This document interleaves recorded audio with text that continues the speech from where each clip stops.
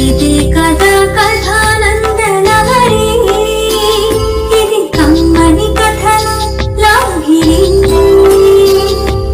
కమ్మని కథల లాహిరి, ఇది కమ్మని కథల లాహిరి. కథానంద లహరి సమూహ సభ్యులకి నమస్కారం. ఇప్పుడు వినబోయే కథ నిశ్చింత. రచన చిర్రావూరు మదన్ మోహన్. రాజారావు గారిని హాస్పిటల్లో అడ్మిట్ చేశారు. ఆయనంత పెద్ద చెప్పుకోదగ్గ వ్యక్తి ఏమీ కాదు. కానీ జిల్లా డిప్యూటీ కలెక్టర్గా పనిచేసి రిటైర్ కావటం వల్ల 2 చేతుల బాగా సంపాదించిన భాగ్యవంతుడు. ఆయనకి ఒక కూతురు, కొడుకు. ఇద్దరిని బాగా చదివించి ఘనంగా పెళ్లిళ్ళు చేశారు. ఇప్పుడు ఇద్దరు విదేశాల్లో పిల్లా పాపలతో హాయిగా కాపురాలు చేసుకుంటున్నారు. ఆయన భార్య రంగనాయకమ్మతో లంకంత కొంపలో పని మనుషుల సహాయంతో ప్రశాంత జీవితం గడుపుతున్నారు. రాజారావుది కసరత్ చేసిన శరీరం కాబట్టి పెద్దగా ఏ జబ్బు దగ్గర చేరేది కాదు.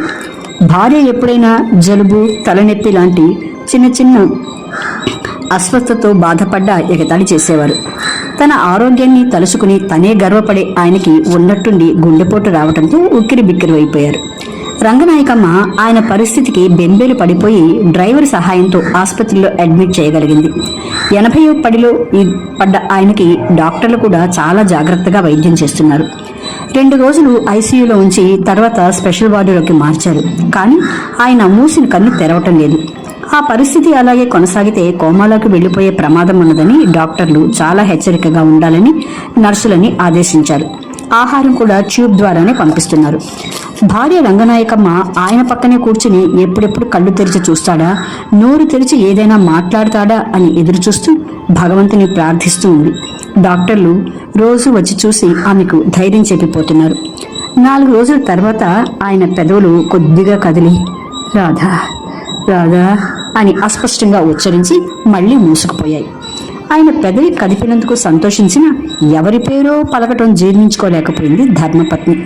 ఆయన కళ్ళు తెరిచి మొట్టమొదట తనని రంగం అని ఆప్యాయంగా పిలుస్తాడని ఎదురు చూసిన ఆమెకు ఏదో రాధ అని పిలవటం ఆశాభంగం కలిగించింది. ఎవరి రాధ? ఈ పరిస్థితిలో కూడా ఆ పేరెందుకు కలవరుస్తున్నారు?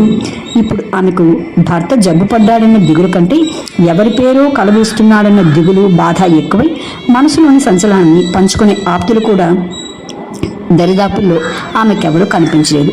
ఆయన బాగా కోలుకొని మాట్లాడటం మొదలుపెట్టగానే నిలదీసి అడగాలి. ఆ రాధ ఎవరో తెలుసుకునేదాకా ఆ అర్ధాంగి మనసు ఊరట చెందేటట్టు లేదు. రాజారావు 2 రోజులకొకసారి కాస్త కళ్ళు తెరుస్తున్నాడు. రాధా అని గొనుక్కుని మళ్ళీ కళ్ళు నోరు మూసుకుని పడుకుంటున్నాడు. ఆయన పరిస్థితి రోజు రోజుకి క్షీణించడం చూసి ఇక లాభం లేదు. ఆ రాధ ఎవరో పిలిపించండి, అట్లాగే మీ పిల్లల్ని కూడా రమ్మనండి. రోజు రోజుకి పల్స్ పడుతున్నాయి. ఎప్పుడు ఏమి జరుగుతుందో చెప్పలేం అన్నారు డాక్టర్లు. 2 రోజుల్లో కొడుకు, కూతురు పిల్లల్ని తీసుకుని వచ్చి తండ్రి పరిస్థితిని చూసి బాధపడ్డారు. నాన్న, నేను కుమార్ని వచ్చాను, నన్ను చూడు అని ఆయన కొడుకు తనని తాను పరిచయం చేసుకుంటూ ఆయనకు తెలివి తెప్పించేందుకు ప్రయత్నించాడు. అప్పటి వరకు జరిగిన సంఘటనలన్నీ ఏకరు పెడుతూ కళ్ళు ముక్కుల నుంచి కారే నీటిని చీరకొంగుతో తుడుచుకుంటోంది రంగనాయకమ్మ. ఆ రాధ ఎవరో కానీ నా కొంప కూల్చేటట్టుందిరా నాయన అని వాపోతుంటే, నువ్వు ఉండమ్మా, నిదానం మీద అన్నీ బయటపడతాయి, కాస్త ఓపిక పట్టు అని కుమార్ ఆమెను ఓదార్చాడు. రంగనాయకమ్మ పిల్లలు కూర్చుని వాళ్ళకి తెలిసిన వాళ్లలో రాధ అనే పేరు గల వాళ్ళు ఎవరో ఉన్నారా అని ఆలోచించి కాగితంలో రాసుకోవటం మొదలుపెట్టారు. కొంతమంది జ్ఞాపకానికి వచ్చిన ఈయన పలకరించేంతంత దగ్గర వాళ్ళెవ్వరూ దొరకలేదు. రాజారావు గారు ఆసుపత్రిలో ఉన్నారని తెలిసి 4 ఏళ్ల క్రితం వాళ్ళింట్లో వంట మనిషిగా ఉన్న కమలమ్మ ఆయన చూడటానికి వచ్చింది. ఆ విధంగా ఆయన మాటామంతి లేకుండా మంచానికి అతుక్కుపోయి ఉండటం చూసి బావురుమంది. ఇప్పుడు జ్ఞాపకం వచ్చింది రంగనాయకమ్మకి. రాజారావుకి కమలమ్మ అంటే ప్రత్యేకమైన అభిమానం ఉండేది. బాగా బతికి చెడ్డ కుటుంబం అని జాలిపడేవారు. ఆమె వంటను కూడా చాలా మెచ్చుకుని తినేవారు. అప్పుడప్పుడు చలోక్తులు విసురుతూ ఆమెను నవ్వించేవారు. రంగనాయకమ్మకి అప్పుడే కాస్త అనుమానం కలిగిన పైకి పొక్కలేదు. కమలమ్మ వాళ్ళింట్లో 12 ఏళ్లు పనిచేసి 4 ఏళ్ల క్రితం ఆరోగ్యం బాగుండటం లేదని పని మానేసి కూతుర్ని తీసుకుని వాళ్ళ అన్నగారింటికి విశాఖపట్నం వెళ్ళిపోయింది. ఆ అమ్మాయి పేరు కూడా రాధే, ఇప్పుడు గుర్తుకొస్తోంది కమలమ్మ పురుడు పోసుకోవటానికి 2 నెలలు సెలవు పెడితే ఒక్క పైసా కూడా తగ్గించకుండా జీతం మొత్తం ఇచ్చారు. స్వయంగా లేడీ డాక్టర్ ఫోన్ చేసి స్పెషల్ రూమ్ ఇచ్చి కమలమ్మని శ్రద్ధగా చూసుకోమన్నారు. ఆసుపత్రి ఖర్చులు కూడా చాలా వరకు భరించడం కాకుండా పళ్ళు, హార్లిక్స్ లాంటి బలమైన ఆహారం డ్రైవర్కి ఇచ్చి పంపేవారు.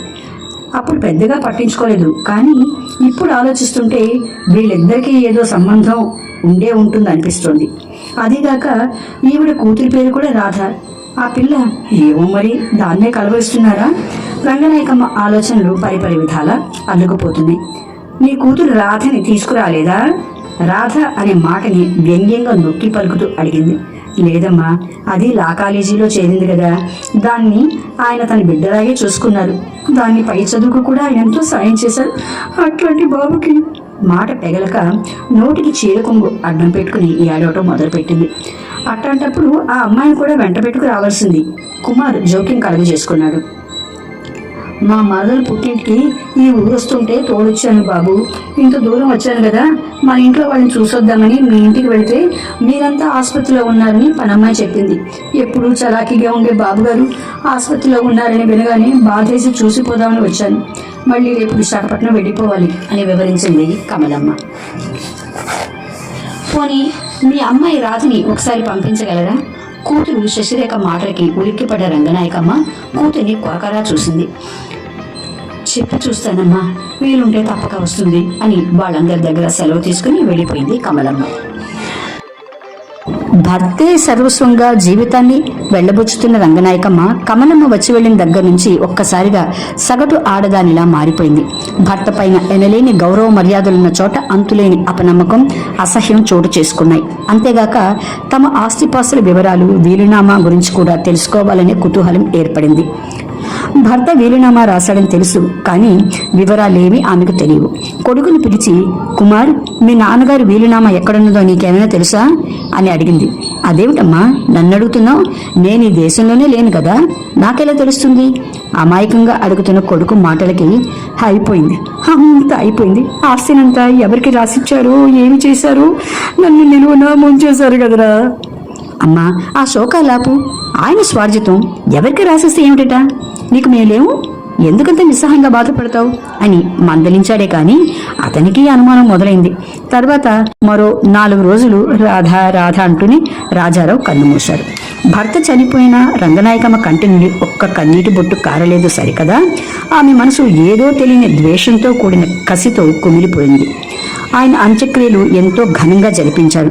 అన్ని ఆంగ్ల, తెలుగు వార్తాపత్రికలో ఆయన ఫోటో వేసి శ్రద్ధాంజలి ప్రచురించారు.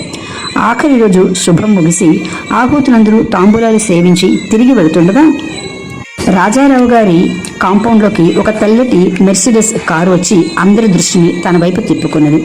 అందులో నుంచి ఒక స్త్రీ దాదాపు 60 ఏళ్ళు ఉండొచ్చు హుందాగా దిగి లోపలికొచ్చి, శ్రీమతి రంగనాయకమ్మ గారు అని మర్యాదగా పిలిచింది.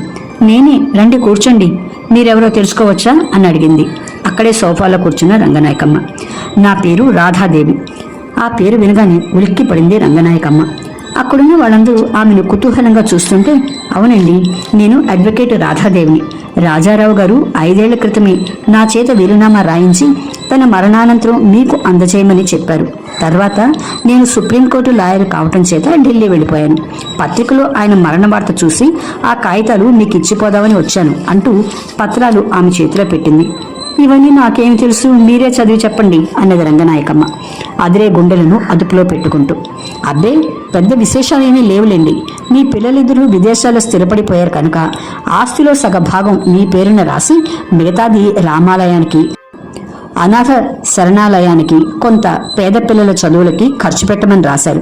వైజాగ్లో ఉంటున్న కమలమ్మ కూతురు రాధ చదువు ముగిసిన తర్వాత ఆమెకు మీకు అభ్యంతరం లేకపోతే ఆయన తమ్ముడు కుమారులు శ్యామలరావుకిచ్చే వివాహం జరిపించి ఈ ఇంటి కోడలుగా తెచ్చుకోమన్నారు. అంతే, మిగతా మీ పిల్లల చేత చదివించుకోండి, నేను వస్తా అని అందరి దగ్గర సెలవు తీసుకుని వెళ్ళిపోయింది.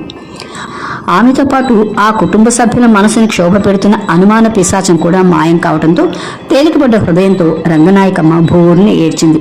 అందరూ ఆమె భర్తను తలుచుకుని శోకిస్తున్నదనుకున్నారు, కానీ ఆ శోకంలో దాగి ఉన్న నిశ్చింత ఆమె ఒక్కదానికే తెలుసు. నిశ్చింత కథానిక విన్నారు. రచన చిర్రావూరు మదన్ మోహన్.